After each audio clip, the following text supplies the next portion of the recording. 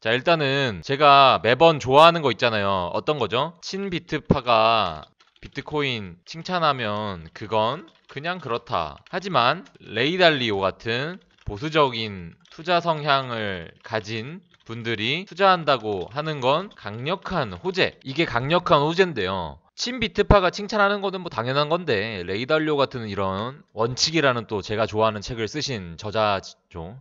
그리고 또 뭐 있나요? 5월 그다음에 미국 기업들 이런 것들을 밝혀주면 좋다 그랬죠. 투자를 하거나 의지를 밝히는 거. 근데 트위터 CEO가 아이고 강력한 얘기를 했습니다, 여러분들. 잭 도시 트위터 창업자가 마이애미 비트코인 이번에 컨퍼런스에서 나에게 있어 비트코인은 모든 것을 바꿔놓았다. 비트코인의 정신과 비트코인이 상징하는 것들의 매료가 되었대요. 그냥 흠뻑 빠졌대. 내가 무엇을 하든 우리 회사가 무엇을 하든 모두가 비트코인을 사용하게 만들고 싶다. 이것이 내가 앞으로 해야 할 일이다. 우리는 더 이상 은행이 필요 없다. 더 이상 금융기관도 필요하지 않다. 우리는 현재 빠르게 발전하고 커뮤니티에 속하는 우리만의 금융기관을 갖게 되었다고 말했다. 저는 이거 정말로 저 100% 공감합니다. 100%. 1000% 공감합니다. 이거 여기에요, 여기.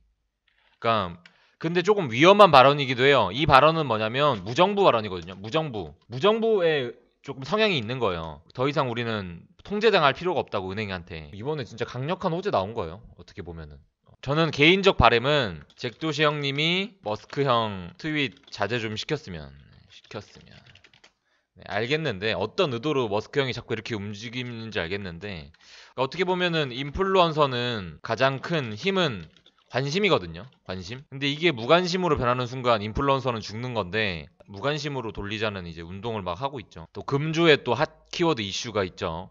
비트코인 하락 이유인데 금주 핫 키워드가 이거죠. 비트코인과 결별을 선언한 것인가? 여자가 우리 사이는 끝났다라는 걸 말아야 되는 걸 안다. 머스크 형이 뭔가 말하는 것 같죠. 비트코인에게. 나는 비트코인을 대체할 걸 찾았다. 비트코인 대체할 걸 찾았는데 그게 뭐 도지든 뭐든 강력한 추측들이 많았는데 이런 것들에 일희일비해서 흔들리면 안 된다. 그래서 바로 반격이 나왔습니다. 자, 반격이 나왔던 걸 보여줄게요. 하락 이유는 머스크 트윗인데 처음에는 저스트 선이 나왔어요. 약간 저스트 선이 비트코인 다 던져봐. 내가 모조리 씹어먹어줄게. 그냥 이런 느낌으로 저스트 선이 얘기했는데 뭐 효과는 미비했죠. 미비했다. 그리고 또 이제 베리 실버트 형이 나왔습니다. 실버트 형이 테슬라와 결별 선언 이런 이슈가 있었습니다. 테슬라 프사 변경에 대해서 좀 얘기하고 갈게요. 테슬라 프사 변경. 테슬라 일론 머스크의 프사가 아주 또 갑자기 세일러문으로 바뀌었는데 어제 마이클 세일러가 라이브 방송에서 뭐 얘기하지 않았나요? 그 실시간으로. 저는 최근 발언을 종합적으로 본다면 호재로 작용할 건 아니에요. 반비트 성향으로 가고 있다. 저는 뭔가 비꼬고 희화하는 걸로 느껴지고 여러분들한테 제가 말씀드리는 것 중에 하나가 편향적 투자하지 말라고 했잖아요. 편향적 투자. 편향적으로 한 곳에 치우쳐서 생각만 하지 마십시오. 만약에 이거를 나는 이거는 호재야, 이건 투더문이야, 뭐 달나라가는 거 아니야 라고 받아들이시는 분들은 제 생각을 참고하셔서 다른 시각으로도 바라보실 줄 알아야 돼요. 시장이 회복되려면 어떻게 해야 되냐의 관점에 대해서 친비트파 세력보다는 반비트파, 미국 공룡 기업, 미국의 자본들이 많이 들어와야 돼요. 지금 보면은 최근에 투자된 돈들이 80%가 미국 돈이래요. 그리고 2위가 저희 원화였죠. 3위가 엔화고 우리나라도 무시 못 한다니까요. 근데 뭐 다 합쳐도 미국 돈이 안 되니까 미국 자본이 더 들어와 줘야 되는데 기관들이 들어오려면 두 가지 경우가 있어요. 첫 번째, 정부에서 적당한 규제를 만들어 들어갈 판을 만들어 주거나 가이드라인을 주는 거죠. 미국 기관들은 정부의 말을 거스를 수 없어요. 두 번째는 ETF 승인이죠. 이 두 가지가 정부가 규제를 뚝딱 만드는 거는 좀 힘들 수도 있으니까 여기 2번이 조금 더 확실하겠죠. ETF 승인 쪽으로 가는 게 그림이 가장 좋지 않을까. 우리가 잘 생각해야 되는 게 우리가 지금 생각하는 17년도, 13년도 또와는 너무 다른 시장이에요. 지금 현 시장은 13년도, 17년도, 그리고 뭐 박상기의 난 그때랑은 판이하게 다릅니다. 판이. 근데 지금 한다 그러잖아요. 근데 그때도 결국 시장이 엄청 부서졌잖아요. 17년도 때도 18년도 때도 시장이 많이 부서졌어요. 그래서 이제 애들이 말하죠. 지인들이 봐봐 그거 봐봐 투기잖아. 사기잖아. 도박이잖아. 근데 지금은 어떻게 하냐면요. 저도 좀, 그거, 예. 지금은 한다 그러면은 뭐 속된 말로 이런 말도 있잖아요. 비트코인 리딩 전문가가 남자친구 뭐 1순위다 뭐 이런 말도 있잖아요. 지금은 이렇게 시대가 좀 바뀌었어요. 시대가 바뀌었고 이젠 이렇게 보죠. 변동성 심하고 유동성이 너무 심하다. 아는 지인 몇 명이 한 8명 정도 될 거예요. 8명 정도 되는데 도지코인 60원대 추천 많이 받았거든요. 60원. 180원에 팔았죠. 저희 직원도 제가 60원에 추천해서 제가 매수가 정도는 알려줘도 매도가는 절대 안 알려줘요. 네. 뭐 얼마에 매도하라고는 절대 안 하거든요. 그때가 도지가 210원에서 갑자기 170원, 140원, 150원 그렇게 막 떨어지는 거예요. 그래서 저한테 대표님 이거 다시 100원 아래로 떨어지는 거 아닙니까? 거의 한 20분 동안 찡찡대더라고. 20분 동안 찡찡대더라고요. 너 지금도 거의 100% 이상 수익인데 그러면 팔아라. 뭐 자꾸 그러냐. 저보고 팔 거네요. 나도 조금만 팔게. 네가 자꾸 그러는데 저는 그때 100% 물량 중에 한 20% 익절 봤는데 이 친구는 다 팔았더라고요. 그래서 이제 다음날에 바로 250원까지 갔는데 다음날에 출근하더니 막 울상이 돼 있더라고. 자, 우리 제드마켈럼 형님이 또 XRP를 계속 판매하는데 여러분들은 악재라고 생각하시나요? 전 CTO죠. CTO가 계속 리플을 팔아제껴요. 리플을 팔아제끼는데 여러분들은 이걸 가지고 악재라고 보시나요? 억조님의 의견입니다. 갖고 있으면 물량이 안 돈다, 판다, 유동성이 생긴다, 순환이 된다, 호재다 라고 말씀하시는데 저는 이렇게 생각합니다. 단기적으로는 시세에 악영향이 생긴다. 허나 장기로는 호재다. 왜냐면 우리 XRP와 리플, 즉 리플의 목적을 보십시오.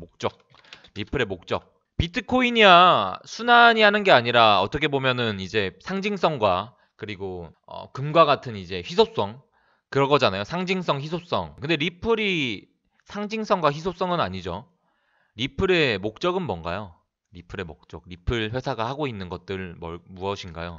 그런 거를 바라보시면은 결국에는 장기로는 호재 아닐까요? 유동성이 생기고 물량에 대한 순환이 되고 그럼 전국적으로 퍼지겠죠. 그리고 전 세계적으로 퍼지니까 지금 하나 말씀드릴게요. 9번 금융위원회 거래소 20곳 미팅. 원래는 이제 실명 계좌 확보 못한 곳을 다 없앤다 그랬잖아요. 실명 계좌 확보해라. 근데 여기서 확보하지 못한 업체도 은행의 확약서를 받으면 신고 수리가 가능하다는 방침을 밝혔대요. 신고가 수리될 경우 계좌 발급했다는 약속으로 은행한테 받아와라. 잡코인 규제 이야기 그러면 엮어서 갈게요. 지금 한 번 더 이제 잡코인 규제 이야기 엮어서 갈 건데 이번에 이야기가 나왔죠. 유럽 쪽에서도 마찬가지고 우리나라도 마찬가지고 이야기가 나왔는데 또 어제 거래소에서 얘기가 나왔어요. 아니 정부가 그렇게 명령하지 않으면 우리는 상패할 생각 없다. 왜냐면 찌라시가 돌았어요. 찌라시가 엄청 크게 돌았는데 심지어 루나코인도 상패다. 뭐 이런 식으로 찌라시가 돌았는데 바로 이제 거래소 측에서 정부가 명령하지 않으면 우리는 상패할 생각이 없다. 그 말은 뭐예요? 정부가 시키면 상패하겠다는 거잖아요. 그래서 그런 얘기가 나왔고 근데 저는 잡코인도 잡코인이지만 잡거래소도 없어져야 된다고 봐요. 아무나 거래소를 만들고 아무나 코인을 만들면 이거는 분명히 피해자가 여럿 생깁니다. 여럿 생기고 오히려 잡코인, 잡거래소가 크립토 시장을 장기적으로는 악영향이라고 봐요. 그래서 이런 것들이 규제가 돼야 되고 이런 것들은 상당히 긍정적인 호재라고 봅니다. 호재. 그래서 이런 것들을 규제하는 거. 왜냐면 이런 잡코들은 마켓메이커 팀이라고 불러. 마켓메이커 팀이 붙어서 거의 5배에서 10배 정도 올리거든요. 시세 조작하는데 이런 것들은 피해자가 너무 많이 생기죠. 돈복남님, 잡코인도 마지막 불꽃을 태울 수 있을까요? 라고 말씀하시는데 저는 만약에 정부에서 야, 다 상패시켜 이러면은 마찬가지로 유예 기간을 줘요. 어떤 기간을 주냐면 빗썸 유입임 많이 맞아보신 분들 많을 거예요. 저는 빗썸 4년차 트레이더로서 잘 아는데 유입임 맞으면 일단은 시세가 완전 떨어지긴 해요. 한 번에. 그리고 기간적으로 세력들이 준비를 합니다. 예를 들어서 유입임을 맞으면 예를 들어요. 200원짜리가 거의 유입임 맞으면 150원? 진짜 방어 장하라면? 근데 거의 100원? 70원까지 떨어져요. 70원까지 떨어지는데 나중에 어떻게 되냐면 70원짜리가 크게는 70원에서 50원까지도 떨어지지. 그래서 50원짜리가 크게는 작게는 100원, 150원, 200원 이렇게 마지막 불꽃쇼를 많이 합니다. 보통 통상 보면은 이런 불꽃쇼를 많이 해요. 진짜 말도 안 되는 거는 1000%까지도 오르거든요. 500원까지. 비탈릭 부테린이 도지코인 언급했거든요, 여러분들. 혹시 아시나요? 이것도 조금 충격적인 언급이었는데, 좋아하던 친구가 좋아한다고 말하는 거는 어떻게 보면은 당연한 거라고 볼 수 있어요. 하다. 근데 평소 싫어하는 하던 친구가 너 좋아해. 이거는 감정의 변화가 생기는 거죠. 크게 온다. 싫어하던 사람이 도지코인을 좋아할 리도 없고, 그랬던 사람이 적극적으로 자기가 도와주겠다, 협업의 의사가 있다 라고 의견을 내비쳤죠. 도지코인을 사랑하고 확장성을 위해 협업도 제안하겠다, 자기가. 협업 제안을 했습니다. 협업 제안. 근데 이게 MOU가 체결된 게 아니에요. MOU가 체결된 것도 아니고 제안을 했던 거지. 근데 여기서 중요한 건 뭐냐면요, 우리는 항상 역설적으로 비탈릭 부테린이 그렇게 했는데 도지 쪽이나 머스크가 개무시를 하면은 그때부터 전쟁 나는 거지. 장펑자우가 비탈릭 부테린한테 시바코인 준 거 아세요? 시바코인? 시바코인 줬는데 비탈릭 부테린이 인도에다가 다 팔았잖아요. 다 기부했잖아요. 이거 아시는 분? 이거 아시는 분 계신가? 알지 않아요? 시바코인 비탈릭 부테린한테 선물했는데 비탈릭 부테린이 그거 다 기부했다. 전액 기부한 걸로 알고 있거든요. 그런 사람이라서 다른 코인을 뭐 엄청 뭐 하지도 않고 그런 사람인데, 오히려 지금 비탈릭 부테린 돈 많은 형님이 도지코인을 언급했고 협업을 먼저 제안했어요. 이거는 저는 뭐 도지코인한테는 강력한 호재라고 보여지는데요.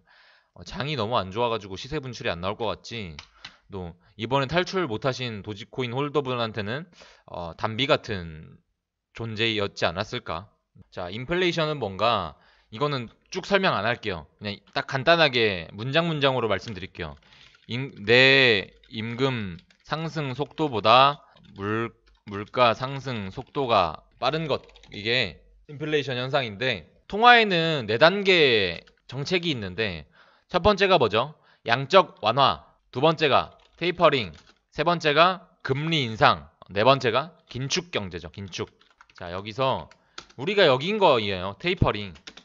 양적 완화는 시장에다 돈을 뿌린다는 거고, 테이퍼링은 이제 돈 뿌리는 속도를 줄인다는 거야. 돈을 뿌리는 속도를 줄인다.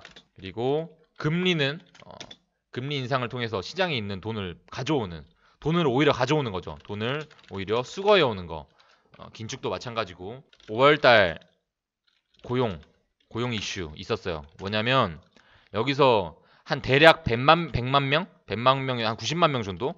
90만 명 정도 고용이 됐는데, 이때 경제 지수도 되게 좋았어요. 지수도 솔찬히 좋았고, 그래서 이제 4월달이었고, 그래서 5월달에는 너무 4월달이 좋았으니까 100만 명 정도 고용될 거라고 되게 예측을 했거든요.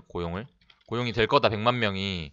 근데 예상보다 한 20만 명밖에 안 된 거예요. 20만 명 뿐이 고용이 안 된 거야. 6월 달을 우리가 예측해 볼 수 있잖아요. 5월 달이 이랬으니까. 근데 6월 달도 만약에 한 뭐 50만 명에서 100만 명이라 하더라도 5월 달이 이렇게 조금 그랬으니 테이퍼링을 급하게 할 이유도 없을 거고, 그리고 심지어 지금 미국 현 사태가 어떠냐면은 애들이 취업을 안 하려 그래요. 애들이 취업을 안 한다. 왜? 아니, 취업을 안 해도 돈이 나와요. 그러니까 가만히 땡가땡가 놀아도 돈이 나오는데 누가 취업을 합니까? 6월 10일 날 소비자 물가 지수를 우리가 봐야 해요. 6월 10일 소비자 물가 지수가 어떻게 나오는 거에 따라서 금리가 오를지 말지가 결정이 될 수도 있죠. 근데 소비자 물가 지수는 생각보다 좋게 나오지 않을까요? 이때 잘 생각하고 들어가면 됩니다. 이때 이거를 잘 파악하고 들어가면은 충분히 대응할 수 있다고 봐요. 마지막은 비트코인 관점 한 번만 정리하고 마무리하겠습니다. 네. 줄 쳐둔 이 박스권 안에서 맴 돌아가는 게 제일 좋고, 그 다음에 1월달 보시죠.